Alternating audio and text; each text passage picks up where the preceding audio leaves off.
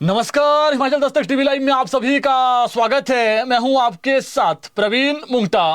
पूरा दिन हिमाचल प्रदेश में क्या कुछ खास रहा है, सभी बड़ी खबरों को लेकर आपके साथ हम जुड़ चुके हैं।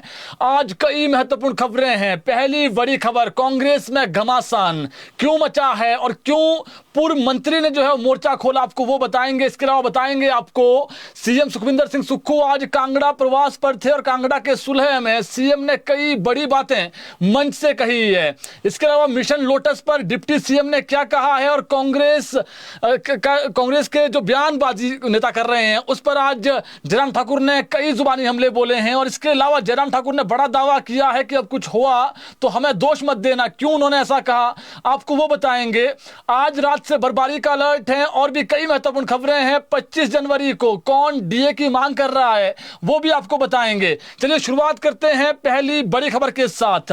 मुख्यमंत्री ठाकुर सुखविंदर सिंह सुक्खू ने आज सुलह विधानसभा क्षेत्र में करोड़ों रुपए के विकास कार्यों की सौगात दी। विभिन्न विकासात्मक परियोजनाओं के उद्घाटन और शिलान्यास करने के बाद सीएम ने जनसभा को भी संबोधित किया। इस दौरान सीएम सुक्खू ने कहा कि हमारी सरकार भ्रष्टाचार के खिलाफ सख्त कार्रवाई करेगी, जनता की संपदा को लूटने नहीं दिया जाएगा। सीएम ने कहा कि भाजपा 5 गुटों में बटी हुई है। राज्यसभा चुनावों में भाजपा ने विधायकों को खरीदा था, ये उन्होंने आरोप लगाए हैं। लेकिन जब लोकतंत्र विकता है तो प्रदेश की जनता सबसे पहले इसके विरोध में खड़ी होती है। उन्होंने कहा कि मनरेगा का नाम बदलकर केंद्र सरकार ने जनता के साथ कुठाराघात किया है। मनरेगा को खत्म किया जा रहा है। भाजपा पंचायती राज प्रतिनिधियों की शक्तियों को कमजोर कर रही है, उन्होंने आरोप लगाए हैं। मुख्यमंत्री ने कहा कि राज्य सरकार सरकारी क्षेत्र में भी युवाओं को रोजगार के अवसर प्रदान कर रही है। उन्होंने कहा कि अग्निवीर योजना शुरू होने के बाद हिमाचल प्रदेश के युवाओं का सेना से मोह भंग हो रहा है। आज सीएम ने एक बहुत बड़ी बात कही। राज्य सरकार 800 पुलिस कांस्टेबलों की भर्ती में अग्निवीरों को भी शामिल करेगी।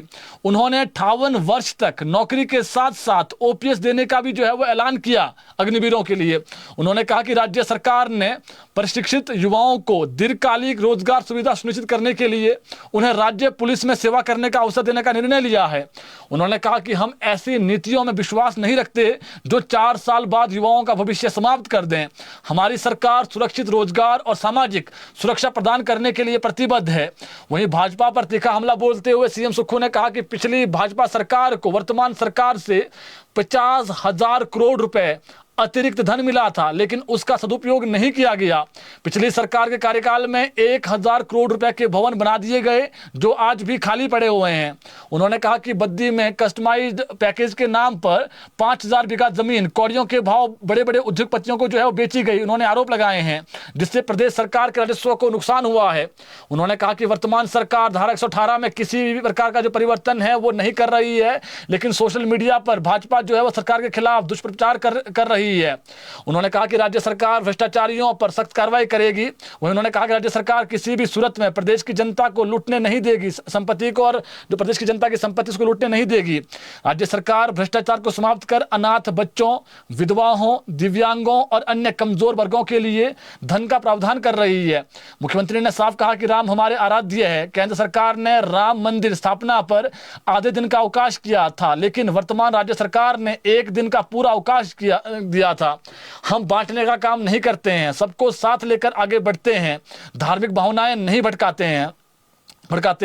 उन्होंने केंद्र सरकार पर मनरेगा को कमजोर करने का आरोप लगाते हुए कहा कि कांग्रेस के नेतृत्व वाली यूपीए सरकार ने यह योजना गरीबों के हित में शुरू की थी। उन्होंने कहा कि राज्य सरकार 5 चरणों में प्रदेश में आईआरडीपी का सर्वे कर रही है, क्योंकि राज्य सरकार किसी गरीब को उसके अधिकार से वंचित नहीं रखेगी।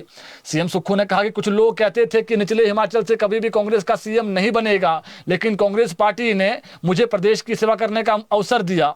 मैं किसी राजनीतिक परिवार से नहीं आता हूं, लेकिन छात्र जीवन से जनसेवा की इच्छा रही और पार्टी ने एक आम परिवार के व्यक्ति को प्रदेश युवा कांग्रेस के अध्यक्ष से लेकर के हिमाचल कांग्रेस के अध्यक्ष, उसके बाद मुख्यमंत्री की कुर्सी तक बिठाया। इस अवसर पर सीएम सुक्खू ने ऐलान किया कि अप्रैल माह से सुलह की पात्र महिलाओं को 1500 रुपए दिए जाएंगे। तो यानी एक बार फिर से सीएम सुक्खू ने आज ऐलान कर दिया है।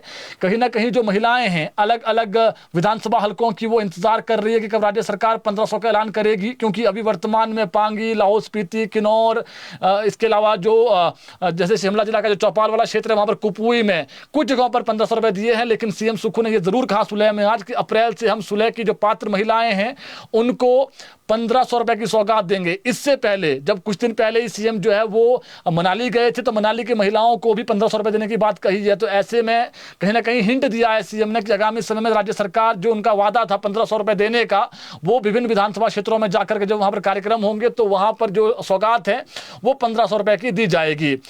वहीं सीएम सुखविंदर सिंह सुक्खू ने सुलह विधानसभा क्षेत्र में हिमाचल प्रदेश राज्य विद्युत बोर्ड का डिवीजन खोलने और भवारना को नगर पंचायत बनाने की भी बड़ी घोषणा की है। तो ये बड़ी घोषणाएं हैं जी सीएम की दो। उन्होंने कहा कि हमारी सरकार ने चिट्टे के खिलाफ अभियान शुरू किया है। चिट्टे में संलिप्त अधिकारियों, कर्मचारियों सहित अन्य के खिलाफ कड़ी कार्रवाई की जा रही है।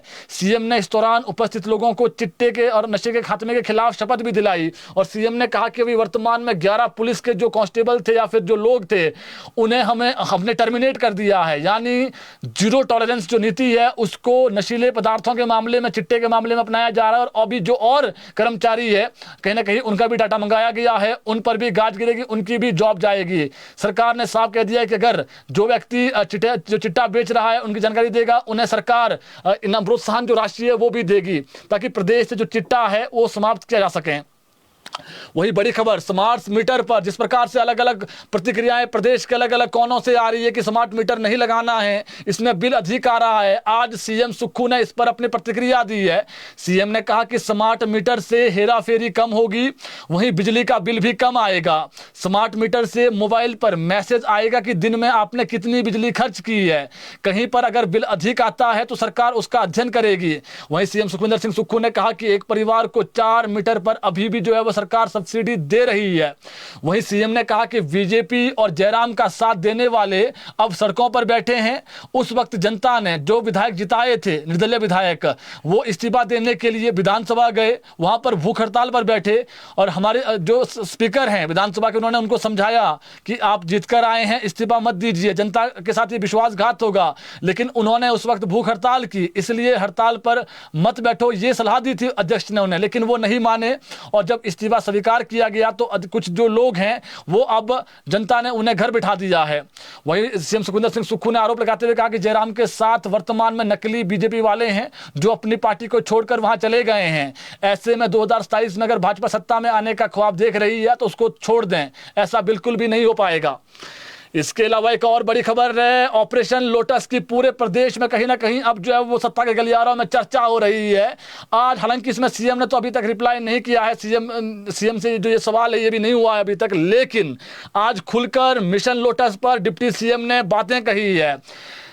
आगामी राज्यसभा चुनावों में ऑपरेशन लोटस की किसी भी संभावना को खारिज करते हुए उप मुख्यमंत्री मुकेश अग्निहोत्री ने आज मीडिया से बातचीत में कहा कि राज्य में कांग्रेस सरकार एकजुट है और राजनीतिक रूप से स्थिर है। साथ ही उन्होंने विक्रमादित्य सिंह के नेतृत्व और काम का पुरजोर समर्थन किया है। डिप्टी सीएम अग्निहोत्री ने कहा कि हिमाचल प्रदेश एकमात्र ऐसा राज्य है जहां बीजेपी का ऑपरेशन लोटस न केवल प्लान किया गया था जो पहले उसको फेल किया गया, बल्कि उसके बाद जब चुनाव हुए वो टोटली जो है धराशायी हुआ। निर्दलीय सहित 9 विधायकों को खोने के बावजूद हमने सरकार बचाई, 6 उपचुनाव जीते और अपनी ताकत फिर से वापसी लाई और 40 पर पहुंचाया हमारा जो आंकड़ा था कांग्रेस का, ये उन्होंने कहा है। मुझे आने वाले राज्यसभा चुनाव में ऐसा कोई मौका नहीं दिखता है। जो चाल एक बार फेल हो जाती है वो दोबारा सफल नहीं हो सकती है। विक्रमादित्य सिंह की तारीफ करते हुए अग्निहोत्री ने आज फिर से कहा कि विक्रमादित्य सिंह एक युवा नेता है, ऊर्जावान है और मूल्यवान सहयोगी बताया और उस भावना को व्यक्त किया है जो उन्होंने महसूस की, जो अगर उन्होंने कोई बयान दिया है। उन्होंने कहा कि कांग्रेस सरकार ने एकता और विकास, कल्याण और जन समर्थक नीतियों के प्रति सामूहिक प्रतिबद्धता के साथ अपने 4थे वर्ष में प्रवेश किया है। डिप्टी सीएम ने कहा कि केंद्र से कम सहायता और फंड जारी होने में देरी के बीच राज्य सरकार आक्रामक रूप से संसाधन जुटाने पर काम कर रही है। केंद्र ने अभी तक प्रधानमंत्री मोदी जब हिमाचल प्रदेश आए थे धर्मशाला, वहां पर 1500 करोड़ रुपए का ऐलान किया था। जल जीवन मिशन के 1200 करोड़ रुपए अभी तक नहीं आए हैं। आपदा के बाद पूरी जो सहायता जारी है वो नहीं की जा रही है। साथ ही राजस्व घाटा अनुदान में लगभग 3000 से 4000 करोड़ रुपए की जो कटौती है वो की गई है। अग्निहोत्री ने कहा कि पुरानी पेंशन योजना लागू करने से हमारा जो केंद्र से पैसा आता था वो केंद्र सरकार ने रोक दिया है। 1600 करोड़ रुपए जो है वो उसकी कटौती सालाना की गई है। अभी तक 4800 करोड़ रुपए जो है वो काट दिया गया है। उन्होंने केंद्र से पहाड़ी राज्यों के लिए नियमों में ढील देने और समय पर फंड जारी करने का आज आग्रह किया है। बुनियादी ढांचे और पर्यटन संचालित विकास पर प्रकाश डालते हुए उन्होंने कहा कि सरकार रोपवे परियोजनाओं को प्राथमिकता दे रही है, जिसमें लंबे समय से लंबित शिमला ट्रांसपोर्ट रोपवे भी शामिल है, जिसकी लागत महंगाई और मुद्रा जो अवमूल्यन है उसके कारण बढ़ गई है। उन्होंने धर्मशाला में एशिया की सबसे बड़ी जिप लाइन जो नड्डी में बननी है परियोजना को मंजूरी देने और एडवेंचर टूरिज्म पहलों के विस्तार की भी घोषणा की। शासन सुधारों पर अग्निहोत्री ने कहा कि परिवहन विभाग आबकारी विभाग के बाद दूसरा सबसे बड़ा राजस्व जनरेटर बनकर उभर रहा है, जिसने 3 वर्षों में 2700 करोड़ रुपए का जो राजस्व में जो है वो योगदान दिया है। विभाग इलेक्ट्रिक बसों, ऑटोमेशन, डिजिटाइजेशन और ग्रीन मोबिलिटी की ओर बढ़ रहा है, जिसमें ऑटोमेटिक टेस्टिंग सेंटर, स्क्रैपिंग सुविधाएं और पूरी तरह से ऑनलाइन ट्रांसपोर्ट सेवाएं शामिल है। प्राकृतिक आपदाओं के बारे में बात करते हुए अग्निहोत्री ने कहा कि हिमाचल प्रदेश को पिछले 3 वर्षों में 10,000 करोड़ रुपए से ज्यादा का नुकसान हुआ है। उन्होंने आपदा के बाद फंड जारी करने में, जिस प्रकार से आपदा आई है उसमें फंड में जो है वो जारी करने में देरी की जो है वो आलोचना की है और विपक्ष से वित्तीय सहायता में बाधा डालने के बजाय केंद्र में राज्य के मुद्दे का समर्थन करने का भी आग्रह किया है। अग्निहोत्री ने कहा कि राज्य का हित हमेशा सबसे पहले आना चाहिए, चाहे कोई भी सरकार विपक्ष में हो या फिर पक्ष में। तो डिप्टी सीएम ने नकार दिया है जी मिशन लोटस को। उन्होंने कहा है कि एक बार कोई कोशिश कर सकता है, बार बार कोशिश करेगा तो जो पहले हुआ है वही होगा, ये उन्होंने आज कहीं ना कहीं मीडिया में कहा है। इसके अलावा प्रदेश सरकार के 3 साल पूरे होने पर राजनीतिक गतिविधियां तेज हो गई है। नेता प्रतिपक्ष जयराम ठाकुर ने धर्मशाला में आज एक प्रेस कॉन्फ्रेंस को संबोधित करते हुए सरकार पर तीखा हमला बोला है। उन्होंने कहा कि मंडी में सरकार ने 10 करोड़ रुपए जश्न पर खर्च कर दिए, जबकि यह राशि गरीब परिवारों के कल्याण पर खर्च होनी चाहिए थी, आपदा आई हुई थी। उन्होंने आरोप लगाया कि एचआरटीसी ने 2 करोड़ रुपए का जो बिल है वो भेजा है, जिसमें 50% एडवांस देने का प्रावधान है। जयराम ठाकुर ने कहा कि सरकार रात के अंधेरे में मामले निपटाने की धमकी दे रही है, जबकि सही मायने में अब दिन में ही निपटाने का जो काम है वो शुरू हो चुका है। उन्होंने सवाल उठाया कि जब मुख्यमंत्री के पास संबंधित विभाग है तो फिर विजिलेंस जांच के आदेश क्यों देने पड़ रहे हैं और डीजीपी को एसआईटी गठित करने के निर्देश क्यों जारी करने पड़े। उन्होंने तंज कसते हुए कहा कि कौन से मंत्री है जो हाल ही में हाईकमान से मिलकर आए हैं, कहीं वही तो नहीं जिन्होंने मंडी में नाराजगी जाहिर की थी। ये उन्होंने जुबानी हमला बोला है। साथ ही उन्होंने यह भी कहा कि जिस जांच को बीच में ही रोक दिया गया उसका क्या हुआ। नेता प्रतिपक्ष ने कहा कि एक मंत्री किसी अधिकारी के खिलाफ बयान देता है जबकि दूसरा कहता है कि काम लेना आना चाहिए। अधिकारियों को राज्य हित में काम करना चाहिए, लेकिन सार्वजनिक मंचों पर इस तरह की टिप्पणियों की क्या जरूरत थी। जयराम ठाकुर ने आरोप लगाया कि जिन अधिकारियों को उनकी सरकार ने फासले पर रखा हुआ था वही आज मुख्यमंत्री को अंगुलियों पर नचा रहे हैं। आरोप लगाए उन्होंने। गंभीर आरोप लगाने के बावजूद सरकार उनसे पीछा नहीं छुड़ा पा रही है। गंभीर आरोप लगे हुए हैं उन पर, फिर भी सरकार पीछा नहीं छुड़ा पा रही है। उन्होंने दावा किया कि 3 साल के कार्यकाल में सरकार की उपलब्धियां शून्य रही है। उन्होंने ये जो है वो आरोप लगाया, जुबानी हमला बोला है। उन्होंने कहा कि प्रदेश में संवैधानिक पदों की गरिमा का भी ख्याल नहीं रखा जा रहा है।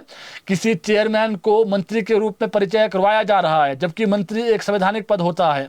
कानून व्यवस्था को लेकर उन्होंने कहा कि प्रदेश में हालात बेहद खराब हैं। कहीं डॉक्टर मरीज को पीटता है तो कहीं मरीज डॉक्टर को। पहले बर्खास्तगी होती है और बाद में समझौता करा लिया जाता है। यह बिना सोचे समझे लिए जा रहे फैसलों का परिणाम है। जयराम ठाकुर ने आरोप लगाया कि केंद्र सरकार ने आपदाओं के दौरान प्रदेश की लगातार मदद की है, लेकिन प्रदेश सरकार ने धन्यवाद तो दूर, जो पैसा आया था वो कहाँ गया उसका भी कोई जो ब्यौरा है वो नहीं दिया है। राज्यसभा चुनाव को लेकर बड़ी बात कही जयराम ठाकुर ने आज। उन्होंने कहा कि जब भी राज्यसभा के चुनाव आते हैं तो तनाव बढ़ जाता है। उन्होंने कहा कि अगर इस बार भी कुछ हुआ तो हमें दोष मत देना। पंचायती राज संस्थाओं के चुनाव पर न्यायालय के फैसलों पर टिप्पणी को उन्होंने गलत बताया और कहा कि इस पर न्यायालय को स्वतः संज्ञान लेना चाहिए। उन्होंने दावा किया है कि अगर आज चुनाव हो जाते हैं तो कांग्रेस की करारी हार तय है और उसकी जो लोकप्रियता है वो रसातल में चली गई है। और जो मनरेगा में बदलाव का जिक्र करते हुए उन्होंने कहा कि इसमें पहले भी कई बार परिवर्तन किए गए हैं। बीवीजी राम जी के विशेष का जो विरोध का कोई औचित्य ही नहीं बनता है, ये ऐसे ही जो है मुद्दा बनाया जा रहा है। तो एक बार कहीं ना कहीं फिर से संकेत दिए हैं जयराम ठाकुर ने कि हम पहले ही कह देते हैं कि हमें दोष मत देना, और ऐसा क्यों होता कि राज्यसभा चुनाव आते हैं तो कांग्रेस के जो नेता है उससे पहले बयानबाजी करते हैं, अगर इस बार कुछ हुआ तो हमें दोष मत देना। ये कहीं ना कहीं जो अल्टीमेटम है वो पहले ही भाजपा की तरफ से जो जयराम है उन्होंने दे दिया है। इसके अलावा मंडी जिला में आज बड़ा घमासान हुआ है। क्या घमासान हुआ है आप सुनिए। मंडी जिले में नवनिर्वाचित जिला अध्यक्ष चंपा ठाकुर के कार्यक्रम में आज खूब हंगामा देखने को मिला। यहां मंच से दो पूर्व कांग्रेस विधायक आमने सामने हो गए। यह सब कुछ कांग्रेस प्रदेशाध्यक्ष विनय कुमार के सामने हुआ। कार्यक्रम के दौरान काफी गहमा गहमी और अव्यवस्थाएं भी देखने को मिली। इस हंगामे का एक वीडियो सोशल मीडिया पर वायरल भी हो रहा है। कार्यक्रम में पूर्व दिग्गज मंत्री कौल सिंह ठाकुर भी मौजूद थे। दरअसल हाल ही में पूर्व मंत्री कौल सिंह ठाकुर की जो बेटी है चंपा ठाकुर, जो चुनाव लड़ती है मंडी सदर से, उनको जिला अध्यक्ष बनाया गया है। आज मंडी जिला कांग्रेस कमेटी की नवनियुक्त जो अध्यक्ष है चंपा ठाकुर, उन्होंने विधिवत रूप से कार्यभार संभाला। फिर मंडी शहर के ब्यास सदन में कार्यक्रम रखा गया था। इस कार्यक्रम में कांग्रेस के दो पूर्व विधायक सोहनलाल और प्रकाश चौधरी तो मंत्री भी रह चुके हैं, वो आमने सामने हो गए। सुंदरनगर से पूर्व विधायक सोहनलाल ने कहा कि अपने भाषण में कहा कि इससे पहले पार्टी कार्यकारिणी में 400 लोगों को जगह दी गई थी, जिसमें कई लोग निष्क्रिय थे और पार्टी के लिए काम नहीं करते थे। उन्होंने आरोप लगाए। यह बात पूर्व विधायक प्रकाश चौधरी, जो पूर्व मंत्री भी रहे हैं, उनको चुभ गई और उन्होंने जब उनको भाषण देने का उनको मौका मिला तो उन्होंने खुले मन से सोहनलाल को सुना दिया। उन्होंने कहा कि वह पूर्व में जिला अध्यक्ष थे और ऐसे में खुले मंच पर उन्हें यानी सोहनलाल का इस तरह की बात बोलना सही नहीं है। प्रकाश चौधरी ने कहा कि मंच पर किसी के खिलाफ अगर बोलना है तो सोच समझकर बोलना चाहिए। हम सभी वर्करों का सम्मान करते हैं।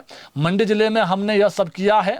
प्रकाश चौधरी ने कहा कि वह सोहनलाल का सम्मान करते हैं और मंडियाली बोली में उन्होंने एक सोशल मीडिया पर वायरल हो रहा है भाषण, छेड़ा नहीं देना, यानी किसी को छेड़ना नहीं चाहिए। अगर कोई व्यक्ति चुप है उसको छेड़ना नहीं चाहिए। प्रकाश चौधरी ने कहा कि आप जितनी कार्यकारिणी बनानी है बनाइए, हम कंधे से कंधा मिलाकर चलेंगे। वहीं इस तूतू मैमे के बीच पूर्व मंत्री कौल सिंह ठाकुर ने कहा कि दोनों ही नेताओं की बात सही है। इस दौरान सीएम सुखू के जिंदाबाद के नारे भी वहां पर लगे।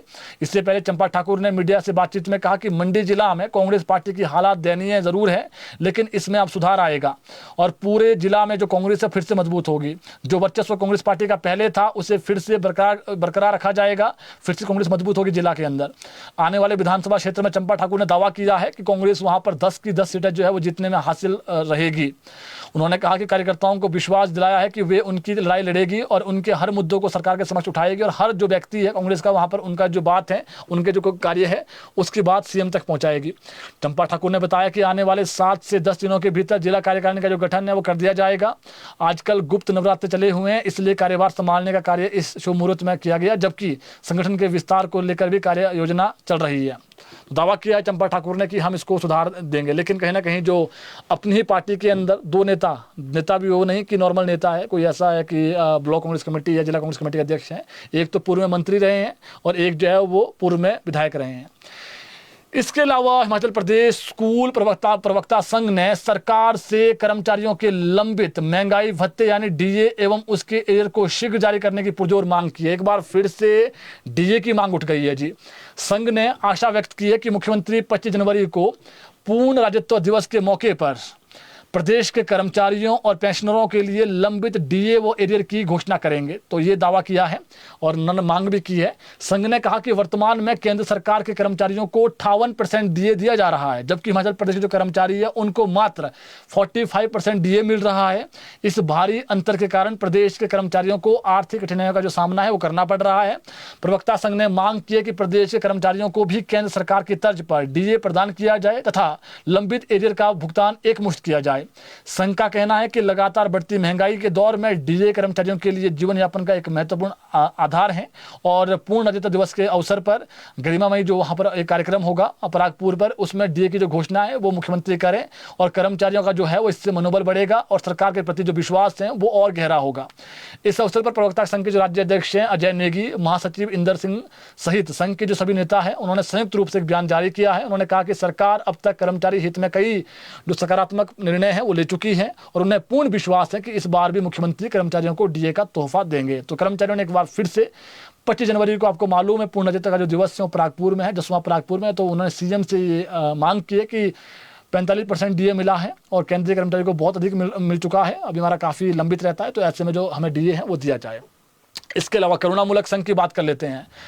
करुणामूलक संघ ने आज सीएम सुक्खू से मुलाकात की है। सुलह में यह मुलाकात की गई। मुख्यमंत्री ने जो 3 लाख आय सीमा फ्लैट की है उसमें स्क्रीनिंग के बाद 1200 लोग आ रहे हैं, उन्हें 1 महीने के अंदर नियुक्ति दी जाए। ये जो मांग है करुणामूलक संघ के जो अध्यक्ष हैं अजय, उन्होंने ये मांग की है। इसके अलावा जो परिवार 3 लाख के दायरे में आ रहे हैं परंतु पूर्व रिजेक्ट होने के कारण नौकरी से वंचित रहे, उन परिवारों को भी आगामी बजट में प्रावधान किया जाए। ये मांग आज करुणामूलक संघ के जो प्रदेश अध्यक्ष हैं अजय, उन्होंने सीएम के समक्ष रखी। सीएम ने उनकी बातें सुनी हैं और उस पर गौर करने का आश्वासन दिया है। इसके अलावा 2026 की गणतंत्र दिवस परेड में रक्षा मंत्रालय भारत सरकार ने देश के 17 राज्यों की जो झांकियां हैं उसका चयन किया है और बहुत ही अच्छा अवसर है। इस बार हिमाचल की जो झांकी है उसको भी वहां पर मौका मिलेगा, जिसमें हिमाचल प्रदेश की जो झांकी है वो भी सम्मिलित होगी। हिमाचल प्रदेश की झांकी स्वतंत्रता का मंत्र वंदे मातरम के अंतर्गत हिमाचल प्रदेश के सैनिक वीरता पुरस्कार विजेता वीरों की भूमि पर आधारित जो कर्तव्य पथ पर नई दिल्ली में प्रदर्शित की जाएगी और परेड का जो है वो हिस्सा बनेगी। इस झांकी के माध्यम से हिमाचल प्रदेश की वीर परंपरा, देशभक्ति की भावना तथा प्रदेश के रणबांकुरों की गौरवशाली गाथा को राष्ट्रीय मंच पर प्रस्तुत किया जाएगा। आपको बता दें हिमाचल ने भारत को अभी तक 1203 वीरता पदक विजेताओं का उपहार दिया है। 70 लाख की पॉपुलेशन केवल, जिनमें 4 परमवीर चक्र विजेता है, 2 अशोक चक्र हैं, 10 महावीर चक्र जो है वो सम्मिलित हैं। यह एक इसमें कह सकते हैं आपकी अप्रतिम प्रमाण है उस साहस का जो राष्ट्र के हृदय पर अंकित है। यह झांकी उसी अदम्य आत्मा का वंदन है, उन कहीं ना कहीं पुत्रों और जो पुत्रियां हैं उनके प्रति श्रद्धांजलि जिन्होंने पर्वतों की आत्मा को अपने भीतर धारण कर राष्ट्र की पुकार का उत्तर अद्वितीय पराक्रम और बलिदान से दिया है।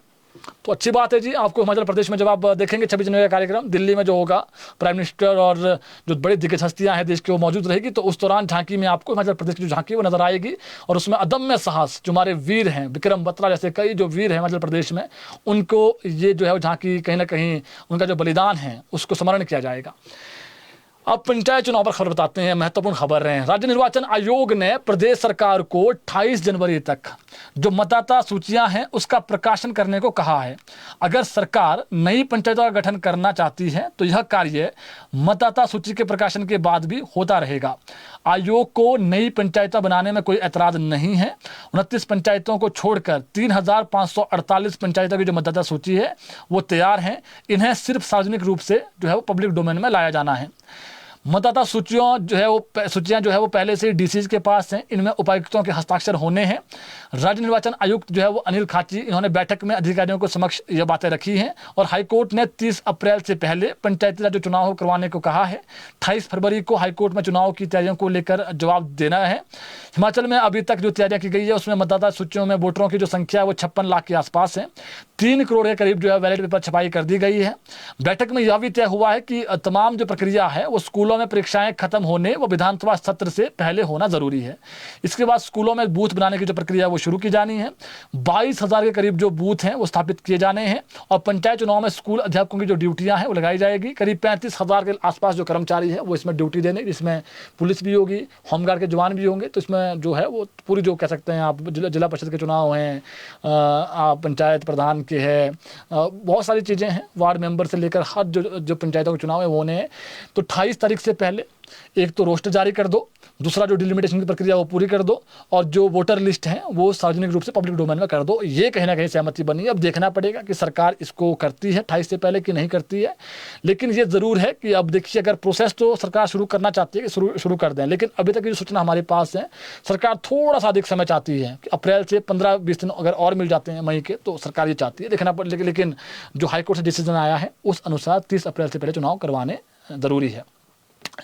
इसके अलावा प्रदेश में बनी 50 दवाओं समेत देश भर की जो कुल 167 दवाएं हैं वो मानकों पर सही नहीं पाई गई है। चिंताजनक खबर है। सोलन जिले में 37, सिरमौर में 11 और ऊना व कांगड़ा जिला में 2 दवा कंपनियों के एक जो सैंपल है वो फेल हुए हैं। इनमें बैक्टीरियल संक्रमण, उच्च रक्तचाप, अल्सर, चोट के दौरान खून को जमने से रोकने, खून को पतला करने, पेट में एसिड कम करने के कैप्सूल समेत कई दवाएं हैं। राज्य प्रयोगशाला के देश भर में 93 सैंपल फेल हुए हैं, जिसमें हिमाचल के 31 सैंपल मानकों पर सही नहीं पाए गए हैं।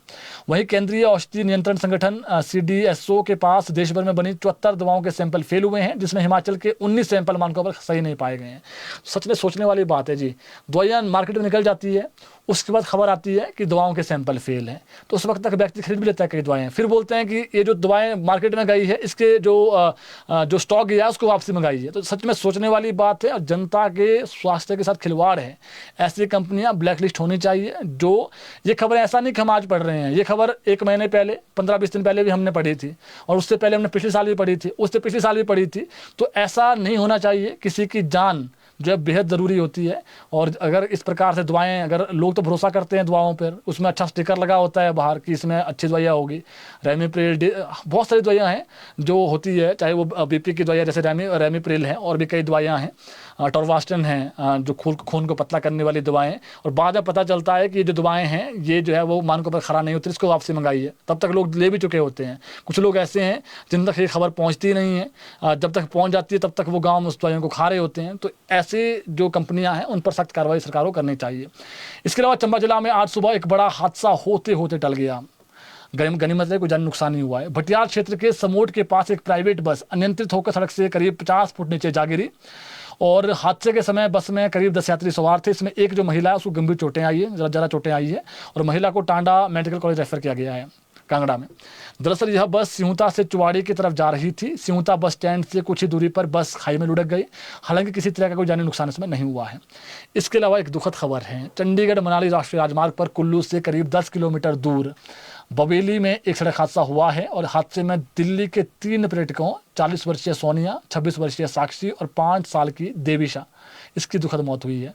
जबकि सचिन, साहिल और जो अनिका है घायल हुए हैं। घायलों को उपचार के लिए क्षेत्रीय अस्पताल कुल्लू में भर्ती करवाया गया है। यह हादसा ITBP परिसर के गेट पर हुआ, जहां पर्यटक वाहन पोल और पैराफिट से टकरा गया, और इसमें 3 टूरिस्टों की दुखद मौत हुई है। इसके अलावा इससे भी दुखद खबर है। जम्मू कश्मीर के डोडा जिले में आज एक सेना की गाड़ी 200 फीट गहरी खाई में जा गिरी। हादसे में 10 जवान इसमें जो है वो शहीद हो गए हैं, इनकी मौत हो गई है जवानों की। हालांकि ये एक बता दें पूरी खबर आपको, सेना के अधिकारी ने बताया कि गाड़ी में 21 जवान सवार थे। गंभीर रूप से 11 घायलों को उधमपुर मिलिट्री हॉस्पिटल के लिए एयरलिफ्ट किया गया है। अधिकारी के मुताबिक यह हादसा भद्रवाह चंबा इंटरस्टेट रोड पर खन्नी टॉप पर हुआ है। सभी जवान एक ऊपरी इलाके में स्थिर पोस्ट पर जा रहे थे, तभी ड्राइवर ने गाड़ी से कंट्रोल खो दिया और 10 जवान देश के शहीद हो गए हैं।